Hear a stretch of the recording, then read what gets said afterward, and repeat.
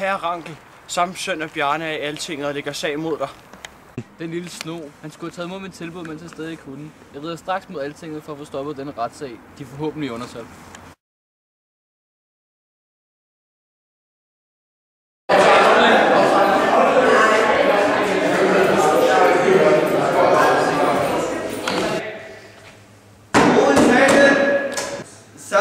Søn af Bjarne imod Rankel Gode.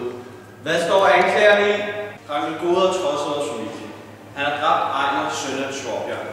Grunden til dette var, at han havde reddet på en af hans heste, som han mente var guddommelig.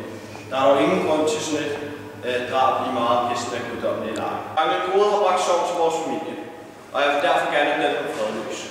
Der stemmer for, rækker deres hånd i vejret og råber ja.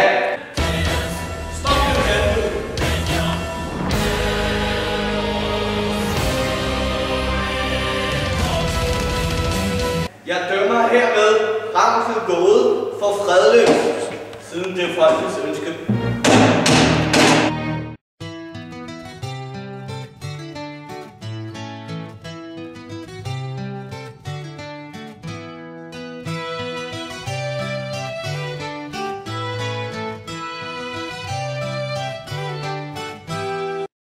Hvordan synes du det gik? Jeg er meget tilfreds. Der er kommet en skam over Rankel, som man sent vil glemme.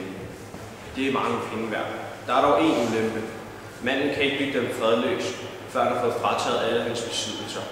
Det kan ikke ske før 14 dage efter rettens opløsning. Hvad vil du så gøre nu? Jeg vil selvfølgelig drive mig væk fra sit hjem, så jeg kan tage kontrollen over Adelborg og få min hævn. Jeg vil samle mine mænd og tage dig hen inden næste morgen. Jeg vil med glæde hjælpe dig, kære sammen.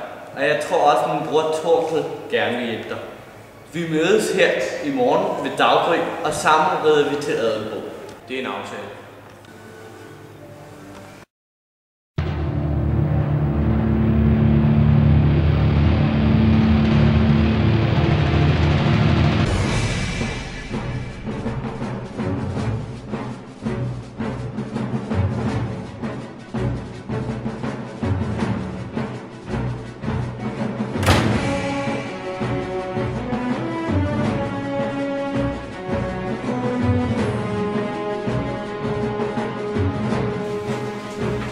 Jeg har skålet mine mænd. Vi har ikke gjort jer noget.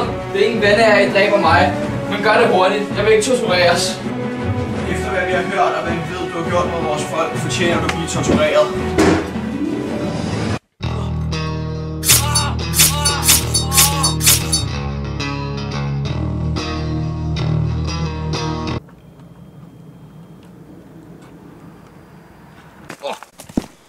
Nu har du fået så fortjent, Rankel, og du troede næppe, det ville gå dig sådan.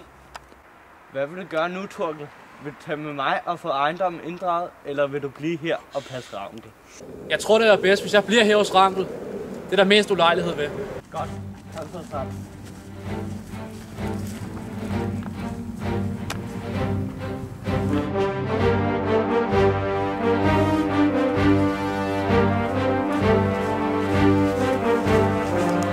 Du kan gøre med ham, hvad du vil nu. Han er fuldstændig fredløs. Jeg giver dig nu 2 valgmuligheder, Rankel. Den første mulighed er, at du og dine mænd vil blive ført væk fra gården, og derefter blive slået ihjel. Hvis du har dit liv kært, vil jeg foreslå den anden mulighed. Den anden mulighed er, at du flytter fra Adelborg, og jeg overtager din gård og alle dine ejendele. Undtagen de ting, jeg vælger, du må tage med. Mange vil foretrække en hurtig død, efter alt den ydmygelse, som jeg har været igennem. Men jeg vælger livet nu, hvor der er mulighed for det. Jeg gør det mest for min sønners skyld, da jeg ikke tror, at de vil komme frem i livet efter min død. Det er en aftale, Rankel Gode. Forlad Adelborg og kom aldrig tilbage.